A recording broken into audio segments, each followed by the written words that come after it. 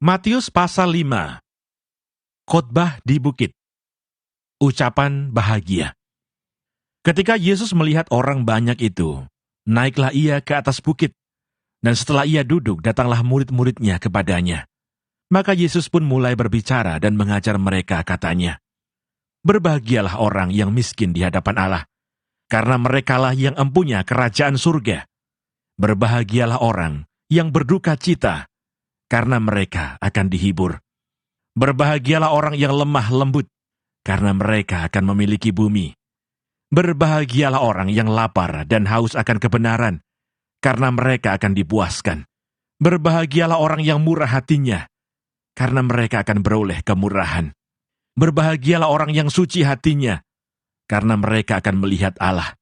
Berbahagialah orang yang membawa damai, karena mereka akan disebut anak-anak Allah. Berbahagialah orang yang dianiaya oleh sebab kebenaran, karena merekalah yang empunya kerajaan surga. Berbahagialah kamu, jika karena aku kamu dicela dan dianiaya, dan kepadamu difitnahkan segala yang jahat. Bersukacita dan bergembiralah, karena upahmu besar di surga. Sebab demikian juga telah dianiaya nabi-nabi yang sebelum kamu. Garam dunia dan terang dunia. Kamu adalah garam dunia. Jika garam itu menjadi tawar, dengan apakah ia diasinkan? Tidak ada lagi gunanya selain dibuang dan diinjak orang. Kamu adalah terang dunia.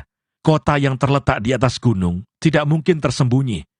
Lagi pula orang tidak menyalakan pelita, lalu meletakkannya di bawah gantang, melainkan di atas kaki dian, sehingga menerangi semua orang di dalam rumah itu.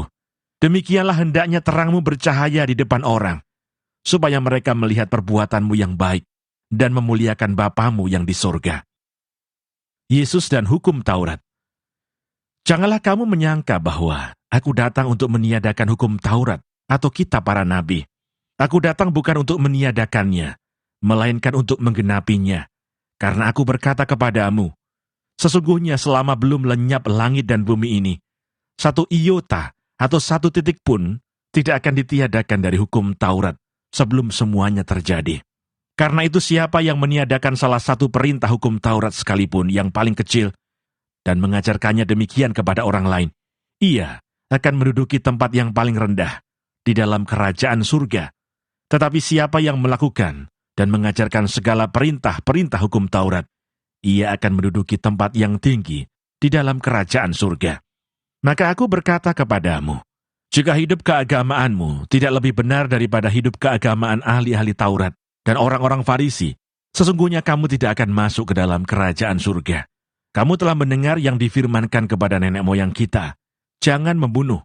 Siapa yang membunuh harus dihukum. Tetapi aku berkata kepadamu, setiap orang yang marah terhadap saudaranya harus dihukum. Siapa yang berkata kepada saudaranya, kafir, harus dihadapkan ke mahkamah agama. Dan siapa yang berkata, jahil, harus diserahkan ke dalam neraka yang menyala-nyala. Sebab itu jika engkau mempersembahkan persembahanmu di atas mezbah, dan engkau teringat akan sesuatu yang ada dalam hati saudaramu terhadap engkau, tinggalkanlah persembahanmu di depan mezbah itu, dan pergilah berdamai dahulu dengan saudaramu, lalu kembali untuk mempersembahkan persembahanmu itu. Segeralah berdamai dengan lawanmu, selama engkau bersama-sama dengan dia di tengah jalan, supaya lawanmu itu jangan menyerahkan engkau kepada hakim, dan hakim itu menyerahkan engkau kepada pembantunya, dan engkau dilemparkan ke dalam penjara. Aku berkata kepadamu, sesungguhnya engkau tidak akan keluar dari sana, sebelum engkau membayar hutangmu sampai lunas. Kamu telah mendengar firman, jangan berzinah, tetapi aku berkata kepadamu, setiap orang yang memandang perempuan serta menginginkannya, sudah berzinah dengan dia di dalam hatinya. Maka jika matamu yang kanan menyesatkan engkau, cungkilah dan buanglah itu, karena lebih baik bagimu jika satu dari anggota tubuhmu binasa, daripada tubuhmu dengan utuh dicampakkan ke dalam neraka. Dan jika tanganmu yang kanan menyesatkan engkau, penggalah dan buanglah itu, karena lebih baik bagimu jika satu dari anggota tubuhmu binasa, daripada tubuhmu dengan utuh masuk neraka. Telah difirmankan juga, siapa yang menceraikan istrinya harus memberi surat cerai kepadanya. Tetapi aku berkata kepadamu, setiap orang yang menceraikan istrinya, kecuali karena zina, ia menjadikan istrinya berzinah. Dan siapa yang kawin dengan perempuan yang diceraikan, ia berbuat zina. Kamu telah mendengar pula yang difirmankan kepada nenek moyang kita, jangan bersumpah palsu, melainkan peganglah sumpahmu di depan Tuhan. Tetapi aku berkata kepadamu, janganlah sekali-kali bersumpah, baik demi langit, karena langit adalah tahta Allah, maupun demi bumi, karena bumi adalah tumpuan kakinya, ataupun demi Yerusalem, karena Yerusalem adalah kota raja besar. Janganlah juga engkau bersumpah demi kepalamu, karena engkau tidak berkuasa memutihkan atau menghitamkan sehelai rambut pun. Jika iya, hendaklah kamu katakan ya. Jika tidak, hendaklah kamu katakan tidak. Apa yang lebih daripada itu berasal dari si jahat. Kamu telah mendengar firman, mata ganti mata dan gigi ganti gigi. Tetapi aku berkata kepadamu, janganlah kamu melawan orang yang berbuat jahat kepadamu, melainkan siapapun yang menampar pipi kananmu, berilah juga kepadanya pipi kirimu. Dan kepada orang yang hendak mengadukan engkau, karena mengingini bajumu, serahkanlah juga jubahmu. Dan siapapun yang memaksa engkau berjalan sejauh 1 mil, berjalanlah bersama dia sejauh 2 mil. Berilah kepada orang yang meminta kepadamu, dan janganlah menolak orang yang mau meminjam daripadamu.